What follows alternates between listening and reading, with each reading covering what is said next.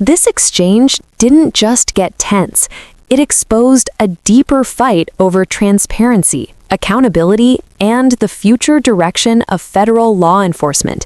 Because when basic questions meet deflection, Americans deserve to understand exactly what that means. Thank you, Mr. Chairman. Director Patel, just like the rest of the federal government, there have been significant personnel changes at the FBI since President Trump took office. I want to better understand the scope of the turnover and the changes occurring at the FBI. Since January 2025, how many FBI employees have retired, resigned, been fired, or otherwise separated from employment? I need a number. We'll get you a number. What is the number? You don't have it? Not off the top of my head, and I want to get you the right number. Would it surprise you to know that it's probably in the thousands, like 5,000? I don't think that number's accurate. You don't know. Next question. How many special agents or analysts have left or been fired from the FBI since January 20th, 2025? Say, we will get you the numbers, and anyone that retires is of their own volition, and anyone that is terminated at the FBI, as I've said before, is done so because they have failed to meet the standards and uphold their loyalty and oath to the Constitution. Yeah, so you say. Next question. How many executive assistant directors, or special agents in charge have left or been fired from the FBI since January 20th, 2025? Again, people leaving on their own accord or terminations were done by the standards set at the FBI that have been carried out With this question, I'm getting to the leadership of the FBI, and you don't have that answer. Next question. Which field office, division, or directorate has lost the most personnel since January 2025? And do you have the answer to that question? Yeah, actually, every single field office in the country, including Hawaii, has received a plus-up of FBI agents because we're pushing them out to the field. Okay, so you're telling me that no field office, division, or directorate has lost any personnel since January 20th, 2025?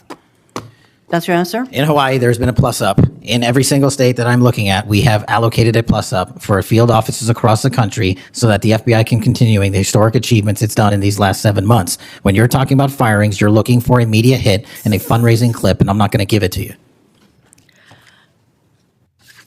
It doesn't matter under what basis they left. I just want to know how many have left. And I think your testimony is nobody has left. Next question. Nope, that's not my testimony. You asked it one time. I answered it one time. You didn't get the answer you wanted for your clips. Next question. You keep asking it, and I told you I'd get you the numbers, but you can keep asking it. Which field office, division, or directorate has gained the most personnel since January 2025? You noted that there have been plus-ups, so which offices have received these plus-ups? The greatest allocation that I believe was given to California and then Florida. Where were those offices? California and Florida. Thank you. Director Patel, you often refer to FBI agents as cops. All of us, Democrats and Republicans, support the police officers who keep our communities safe. But while our states, cities, counties, and towns all employ police officers to protect our communities, Congress has empowered and equipped the FBI to take on missions that local police cannot, especially taking on terrorists, hackers, and spies. I'd like to assess how well the FBI is able to handle its specialized missions under your leadership. The FBI is the nation's lead federal law enforcement agency for investigating and preventing acts of domestic and international terrorism. And yet the executive assistant directors in charge of the FBI's national security and intelligence branches were both forced out at the beginning of the year. Who replaced them in those positions? Excellent qualified personnel to lead the mission of arresting 23,000 violent criminals this year alone. That's twice as many the as people before. Who took the places of I'm not going to give you any names so you can attack them. Why not? So you can attack them. I'm not doing that. The You're not people gonna sitting give in me those the seats names are of- extremely qualified to handle the job. We You're not would gonna not give have me the the names results. of personnel who we would should not be have the on your- reduction Right, of violence in the moving state on. of Hawaii if we did not allocate the Earlier resources we this did. year, FBI counterterrorist special agents and investigators were reassigned to assist with immigration enforcement. Reportedly, these counterterrorism experts were returned to the jobs they trained for. in late January after Iran threatened to retaliate for our strikes on their nuclear facilities. Have those experts remained in the jobs they trained for since that time? Yes or no? FBI agents' primary responsibility is exactly what they are assigned to do. We always work with our So since they interagency returned to their positions, If you're not are going to they let still me in answer, those why don't you positions? just do your soliloquy in the 4.5 minutes you have I left? am not asking for a soliloquy. It's just a yes or no. Are those people who are returned to their jobs still in those jobs? Yes or no? They never left. What was that? They never left their primary job. It is a surge of resources in law enforcement working with the interagency to combat violent crime and reduce They were violent never crime in okay, they were never historic reassigned to do proportions. That's your testimony. Okay, Director Patel, the FBI is also the lead federal agency for investigating cyber attacks and Yes. cyber intrusions, both by foreign nation states and by non-state hacker groups. Since President Trump's inauguration, the executive assistant director in charge of the criminal and cyber branch and the head of the FBI's cyber division have both left the FBI. What are the names of the people who replace them in those positions? The cyber branch is one of the most impressive at the FBI. 409 arrests this year, 169 convictions. That's a 42% increase from the same time last year. It's that So branch, any Mr. suggestion that the FBI cyber division is not operating at full capacity and better than ever before, the leadership at the branch is implementing these changes necessary to attack the cyber and ransomware infrastructure operators You know for Iran, why China, they're and important? I Russia. want to know who has those positions, since the people who originally were there, Supremely are no longer qualified there. individuals have those positions. they? Supremely qualified who individuals. are they? What are the names? You're not You getting don't them. know. Special agents who investigate cybercrime were also reassigned for immigration enforcement. Have those expert investigators returned to their duties? Yes or no? All agents remained on their primary duties while surging to allocate resources for interagency operations to the Homeland Security task forces across this country. So are you? Am I what? See, I'm not getting the yes or no answers. I get all this explanation. So there you go. No, you get the work that Are the men you and women of the planning FBI are doing. And Any you don't want that. additional personnel cuts to the cyber division in the future? The only people that will be terminated at the FBI will be those that violate their oath of office or fail to meet the high standards at the FBI. Director Patel, the FBI is meant to be the tip of the spear in combating terrorism against the United States from both foreign and domestic sources. It's also our lead agency in fighting the hackers who target our businesses and critical infrastructure. But instead of a specialized role fighting these kinds of terrorists, hackers, and spies, you have the FBI playing the role of local police and helping with immigration enforcement. I'm going to move on to my you've been asking some questions about changes to your hiring standard, and including college degrees and possibly the age. But, one question I had is that you are now requiring applicants to be able to do a certain kind of pull-ups, which a lot of women cannot because of physiological differences. Are you requiring these kinds of pull-ups?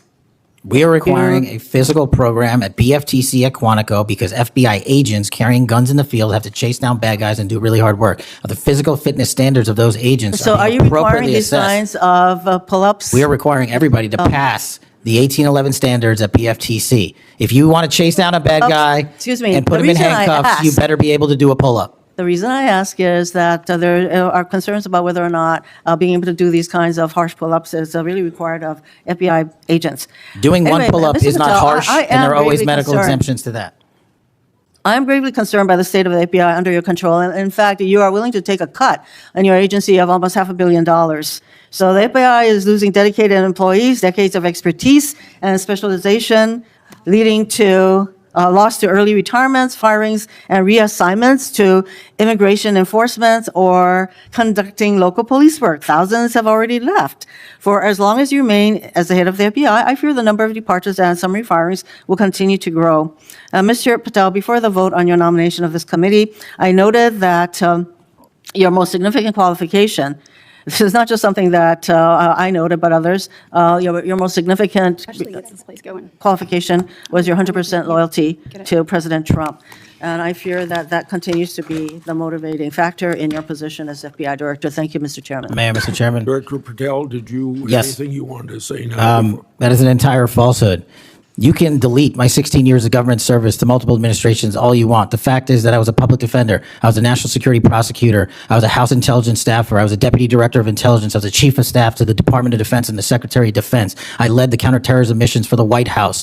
Those are just some of the jobs I held in my 16-year career. There was no loyalty then. There's no loyalty now to anything but the Constitution. Senator Britt. Yes. Well, before I begin, I want to thank Senator Hirono for what she said, acknowledging there are physical differences between men and women, talking about that women wouldn't be able to do as many pull-ups, and I think that she was making a case here that there should be different standards. There's a thing called Title IX, and this is why we continue to say we should have biological men and men's sports and biological women and women's sports. And so I look forward to utilizing that to talk to all of my colleagues on the other side of the aisle. Maybe they will stand with us in helping us protect women's sports. I think she made a great argument there for it. Moving on to What unfolded here wasn't just another heated hearing exchange. It was a revealing moment about oversight, communication, and the growing divide over how federal agencies are being managed and explained to the public. At the center of this clash was a simple principle. Congress asks questions on behalf of Americans, and agency leaders are expected to provide clarity. Senator Hirono repeatedly sought concrete data, numbers of employees who had left, names of leadership replacements, confirmation about reassigned specialists, questions that, on their face, are administrative and factual. These are not abstract policy debates. They are baseline transparency checks intended to help lawmakers gauge stability, expertise retention, and operational readiness inside one of the country's most consequential law enforcement institutions. Director Patel's responses, however, leaned heavily on assurances of success and performance metrics, rather than the specifics requested. That rhetorical strategy is not uncommon in high-stakes hearings. Officials often pivot toward accomplishments, arrests made, crime reductions claimed, operational successes, because it reframes scrutiny from process and structure to outcomes. But here's the critical insight Americans should take away.